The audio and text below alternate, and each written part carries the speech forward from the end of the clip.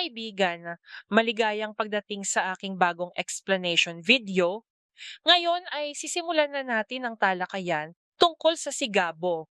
Kung nagustuhan ninyo ang video, huwag kalimutang mag-subscribe sa aming channel na Series Explained PH.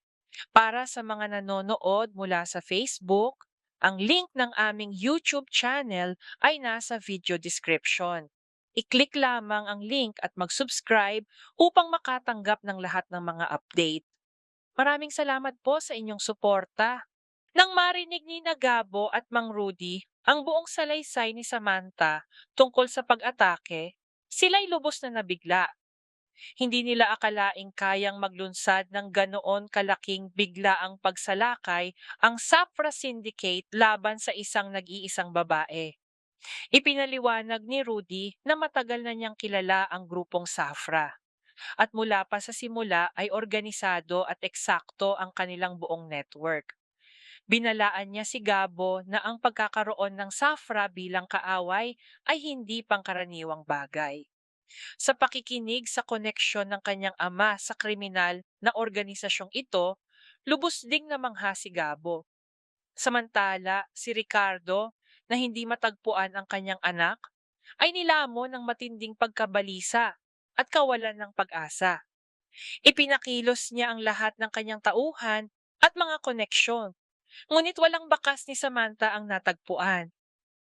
Lalong tumindi ang kanyang pagkakasala dahil sa mapait na pagtatalo nila noong huling pagkikita na nagpalala pa ng kanyang pag-aalala. Galit na galit si Isabel, tinawag siyang irresponsableng ama at mariing sinabi na kung naging tapat at mainit ang relasyon niya sa kanyang anak, sana'y ligtas itong nakauwi at hindi nahulog sa bitag ng mga terorista. Tahimik na tinanggap ni Ricardo ang katotohanan ng kanyang mga salita. Nakayuko ang ulo.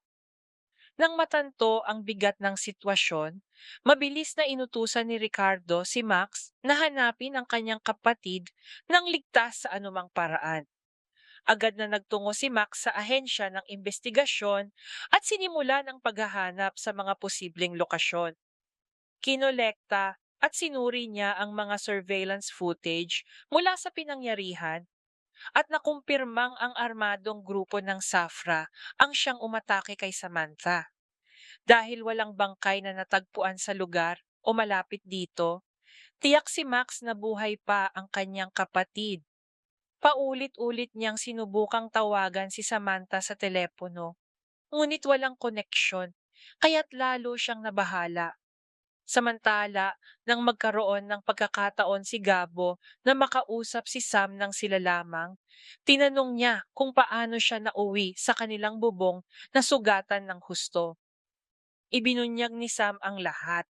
Matapos ang kanyang misyon at pauwi na, siya'y napaligiran ng mga armadong tauhan ng Safra. Si Victor Safra, na kasalukuyang nakakulong at isa sa pinakawanted na kriminal ng bansa, ang ugat ng kaguluhan.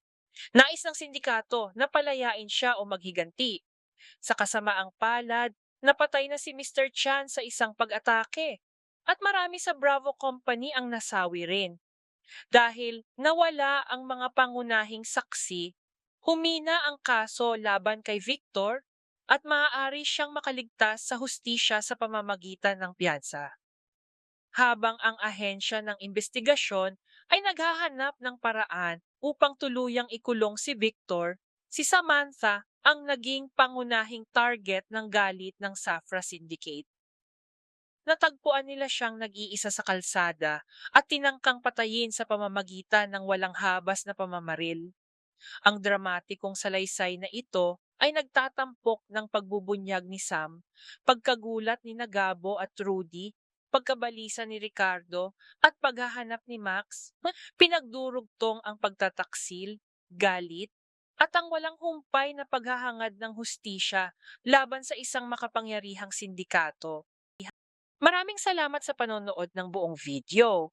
Para mapanood ang susunod na episode explanation, huwag kalimutang mag-subscribe Series Explained PH channel